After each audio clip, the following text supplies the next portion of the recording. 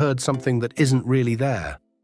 A faint hum in the night, a vibration you can't locate, a feeling that the air itself is trembling, just enough to unsettle you. For thousands of people across the world, this sound is real. They call it the hum. It has no clear source, no fixed pitch, no escape. It shows up in small towns and big cities alike, from Bristol, England, to Taos, New Mexico, to entire coastal regions of Japan. It isn't picked up by microphones. It vanishes when you try to record it. And yet, those who hear it can't sleep, can't think, can't stop hearing it. This is a story about sound, the kind that exists beneath silence. A story about what happens when the invisible forces we've created start to whisper back. Act 1, the mystery begins. In 1970, a British newspaper ran a small headline: "The Bristol Hum, residents driven mad by mystery noise." At first, it seemed like an isolated complaint, a few people claiming to hear a low rumble at night. But soon, entire neighborhoods were awake, listening. The sound was described as a diesel engine idling somewhere far away, a vibration more felt than heard. Engineers scoured the city, they shut down factories, they even cut power grids section by section. But the sound, or the feeling of it, never stopped. And that's when scientists began to suspect. Maybe the hum wasn't coming from outside at all. Act 2, the science of silence. Sound is vibration. Most of what we hear lives between 20 and 20,000 hertz, the range of human hearing. But below that threshold lies infrasound, frequencies so low they don't register in the ear, only in the body. A wave you don't hear, but your chest feels. Your heartbeat quickens, your stomach tightens, your brain gets restless, as if something inside you is resonating. Infrasound can travel for miles, bending around mountains, slipping through concrete, and lingering for hours. And we are surrounded by it. Wind farms, ocean turbines, diesel engines, air conditioning units, even the ocean itself, crashing, breathing, produces a deep frequency that pulses through the earth. We've built a world that hums, and our bodies are listening even when our ears aren't. Act 3, the human effect. For some, that hum is harmless. For others, it's unbearable. In the early 2000s, researchers at the University of Leeds invited volunteers into a soundproof chamber. They played tones too low to be consciously heard.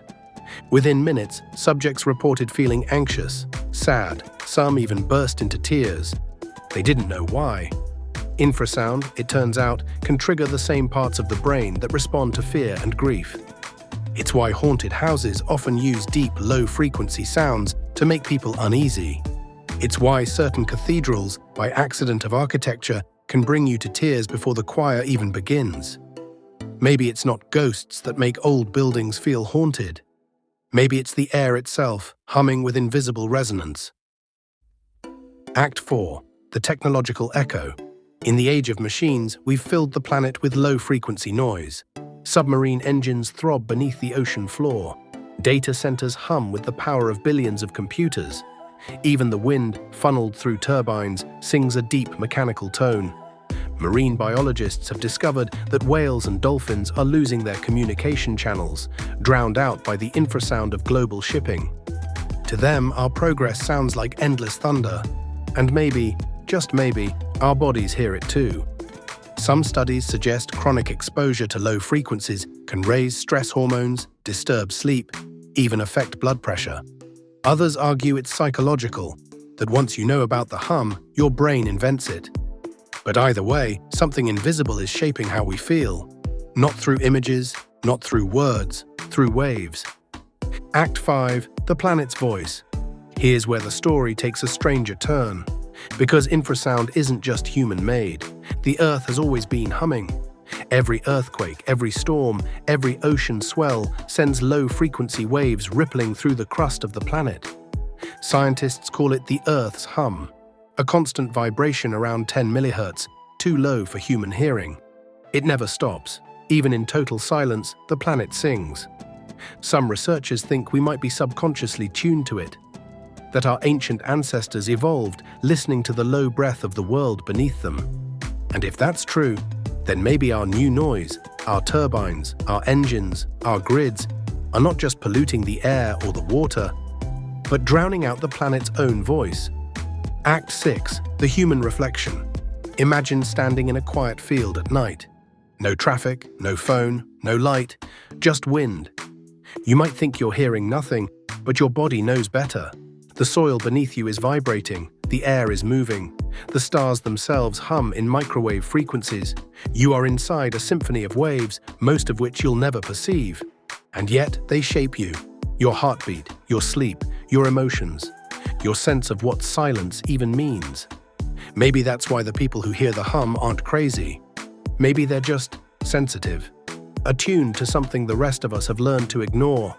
Because when the world is always making noise, silence becomes the rarest sound of all. Ending, the thought that lingers.